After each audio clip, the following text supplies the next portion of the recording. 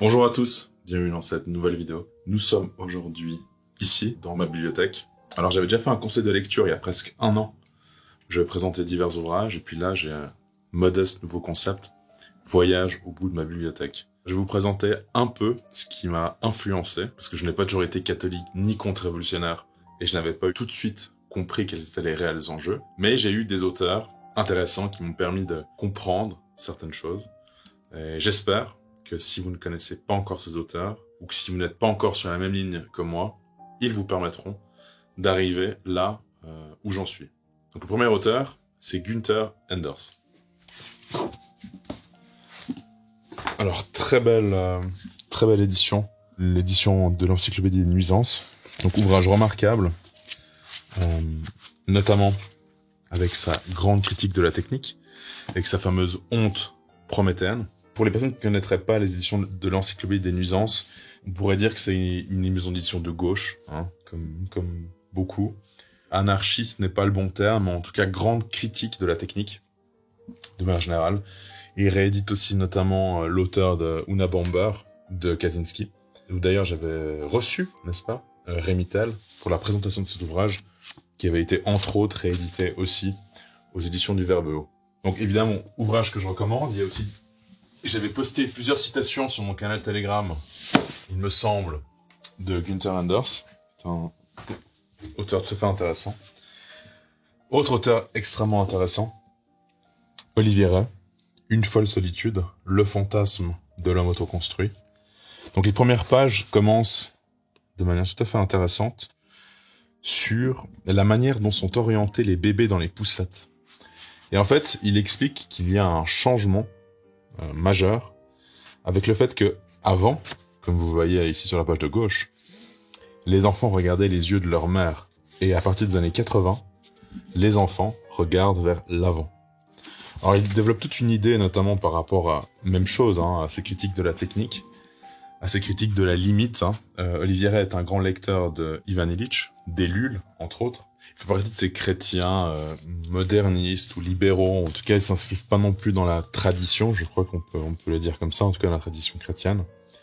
Mais vraiment, en tout cas, un auteur que je recommande, qui permet, me semble-t-il, beaucoup de choses par rapport à cela. Puis ensuite, évidemment, on viendra avec des auteurs beaucoup plus complets, essentiels, comme déjà Illich, etc.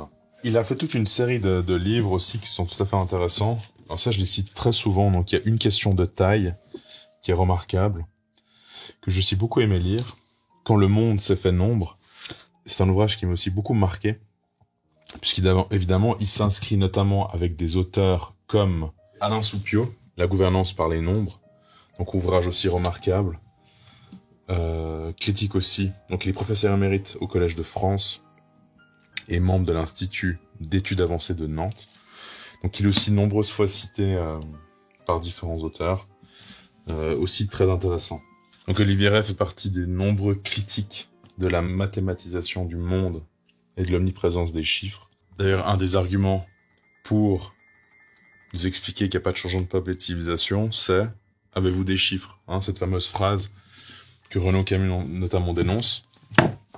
Alors là, on a parlé de Olivier Rey, de Günther Anders. Donc il y a beaucoup de critiques de la technique, malgré tout, sur la limite, un peu sur je dirais une critique chrétienne avec Olivier Rey, mais voilà, j'y étais pas encore. Ça, c'était peut-être il y a 5-6 ans.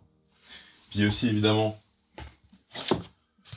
Renaud Camus, avec son petit, ou avec son grand et petit remplacement. Donc ça, c'est des ouvrages qui m'ont beaucoup aidé, à différents égards. Notamment la dépossession, très complet.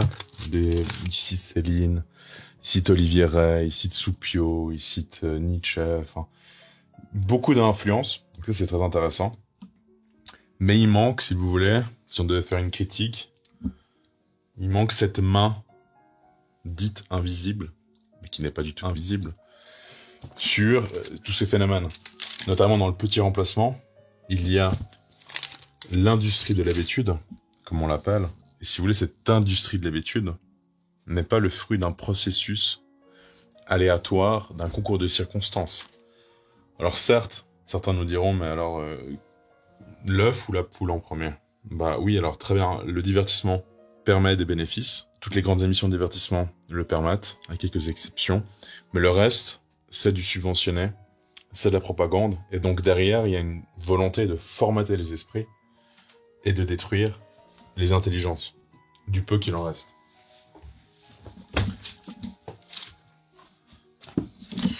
Ça, c'est son dernier ouvrage que je n'ai pas encore lu, La destruction des Européens d'Europe. Chose évidemment indéniable. Voilà. Après, parmi mes auditeurs, hein, tout le monde sait que maintenant je me suis tourné vers la contre-révolution, etc. Mais il n'empêche que voilà, il faut pas, comme dirait l'autre, jeter le bébé avec l'eau du bain. Et je n'ai pas envie non plus de faire preuve d'ingratitude pour des personnes qui m'ont vraiment permis de comprendre beaucoup de choses. Voilà, chers amis, vous avez fait un modeste voyage dans ma bibliothèque. Nous sommes à l'épisode 1. Alors, je ne sais pas combien d'épisodes je vais faire dans cette série. Je pensais plutôt intéressant, évidemment, de partager un peu ces différentes lectures. Pour les prochains épisodes, je vais vous présenter peut-être des ouvrages un peu plus piquants, un peu plus sur la ligne catholique contre-révolutionnaire. Mais voilà, on a commencé un peu soft pour comprendre un peu ce qui m'a influencé au début. On pourrait même postuler et considérer que nous sommes dans l'erreur, hein, puisque c'est pas catholique. Mais voilà, je crois que la fameuse phrase qui a été dite et redite, mais notamment aussi par Gregorovitch, hein, c'est pas donner des leçons, mais c'est tirer des leçons des erreurs. Et je pense que ce voyage, ce modeste voyage, permettra de comprendre aussi cela. Donc merci d'avoir suivi cette vidéo. N'hésitez pas à aimer, à commenter, à partager, à vous abonner à la chaîne. Et puis on se voit très vite pour un prochain épisode.